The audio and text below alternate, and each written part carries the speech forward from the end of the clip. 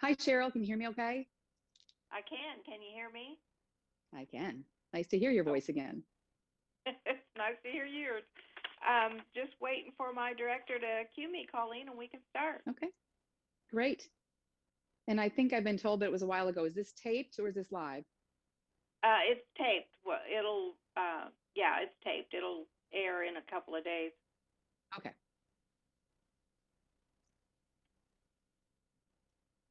Well, it's National Pet Month, and according to the 2019-2020 National Pet Owners Survey, 67% of U.S. or 85 million families own a pet.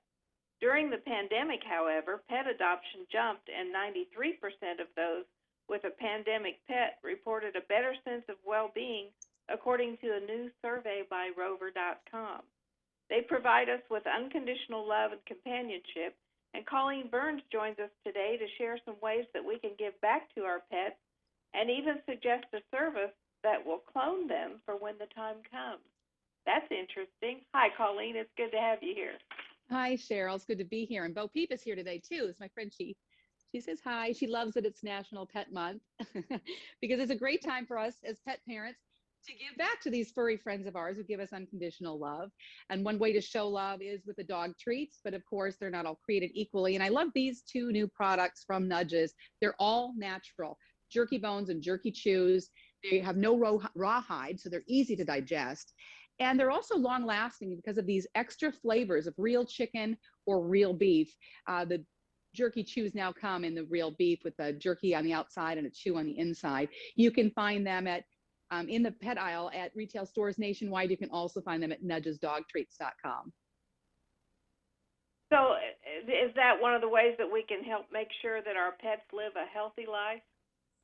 Absolutely, with exercise and making sure what you're feeding your pets, because look at the labels. A lot of the products that we're feeding our animals, we don't spend as much time researching as we do for ourselves, perhaps. Sure. Well, that makes sense. So is there anything else that we can do to make pet ownership easier? Well, pet hair is one of the peskier parts about being a pet parent, but this helps a lot. We have one of these at our house, and the Roomba i7 Plus robot vacuum is activated with my finger or even my voice, and it automatically docks itself and empties itself. So I only have to throw away dog hair and dust once every couple of months. The software is updated automatically. I can even create these keep away zones, or keep out zones, so that the Roomba doesn't run into the dog dishes or any other obstacles in the house. And get this, during shedding season, it will even remind me to maybe clean a little bit more often so that we can keep that pet hair to a minimum in the house. And if you're trying to keep pet hair to a minimum, you might want to consider these gloves. These are hands-on gloves, and de-shedding and bathing and grooming your pet helps keep dog hair and pet hair from accumulating in your house. Try and get rid of it outdoors first. But they have these little nodules on the inside. So the dog really, or cat or horse or whatever pet you have, really feels like he's being massaged, and his circulation is being improved. In fact, it's really healthy for them. Keeps your hands clean, and it's award winning. You can get them at handsongloves.com right now for 20% off, and you get free shipping as well. Yeah, well, free shipping is always nice.